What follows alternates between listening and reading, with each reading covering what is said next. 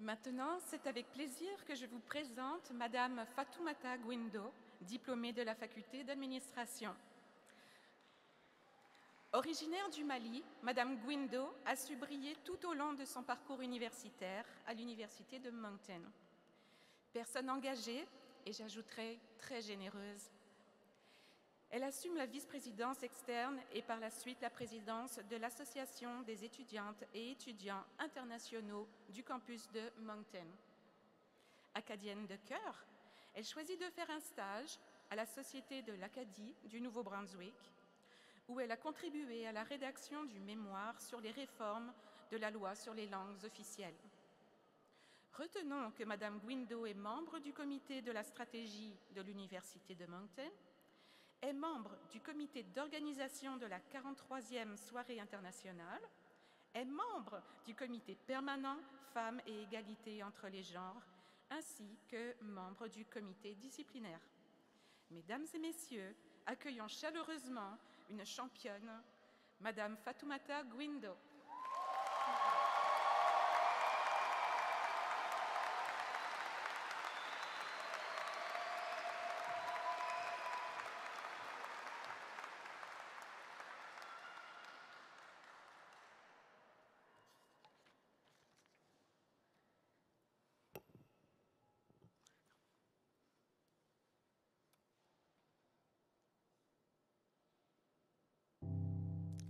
Madame la lieutenant-gouverneure du Nouveau-Brunswick, distingués invités, chers membres du corps professoral, chères familles et non les moindres, chères personnes finissantes, Biedo Mbaye, aujourd'hui est un grand jour. Quelle belle journée, quelle fierté. Merci de vous être déplacés pour cette cérémonie de concrétisation de tant d'efforts, mais surtout de réussite et de succès. C'est un si grand honneur pour moi de prendre la parole en ce si grand jour pour représenter la faculté d'administration de l'Université de Moncton, des sciences de la santé et des services communautaires. Assez souvent, cette vie, nous la souhaitons rose. Très souvent, nous la voulons éparpillée de milliers de diamants qui enjolivent et éclaircissent nos paysages tels des perpétuels flocons de neige de l'hiver. Nous la désirons sans tracas quotidien. Nous y entamons des projets très ambitieux et à la moindre petite ambiguïté, la moindre, nous voulons abandonner car c'est dur. Laissez-moi vous dire que cette vie n'est pas rose, elle est belle. Aujourd'hui était un grand jour. La preuve de la beauté de cette vie est devant nous, avec une crise sanitaire, avec nos hauts, nos bas, après tant de questionnements. Qui suis-je? Vais-je réussir? Finalement, est-ce que c'est fait pour moi l'université? Nous bravons ces défis en nous retrouvant enfin et non de l'autre côté de l'écran pour cette cérémonie.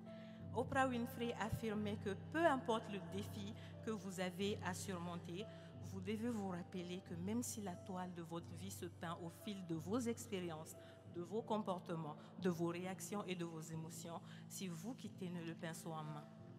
Beaucoup de défis furent relevés. Déjà, quitter le cocon familial et faire face à la vie d'adulte, particulièrement pour les étudiants internationaux, quitter l'environnement entier et faire face à la vie d'adulte. Une inspectrice nommée Ina affirmait que l'université est un arc-en-ciel de milliers de couleurs de la vie humaine, que vivre dans un autre pays nous apprend à élargir notre champ de vision, à découvrir la différence, à respecter la différence et surtout à vivre avec la différence. Qu'en fin de compte, rien n'est vraiment impossible tant que nous nous en donnons les moyens. Comme l'a clamé avec conviction ce cher Nelson Mandela, cela paraît toujours impossible jusqu'à ce que ce soit fait. La fille Maïmouna Ndiaye l'a fait, nous l'avons fait, nous sommes les gradués de l'Université de Moncton. Nous sommes les 2020, les 2021, les 2022. Nous sommes une fierté, nous brillons avec fierté et je pense que nous méritons un maximum d'applaudissements pour cela.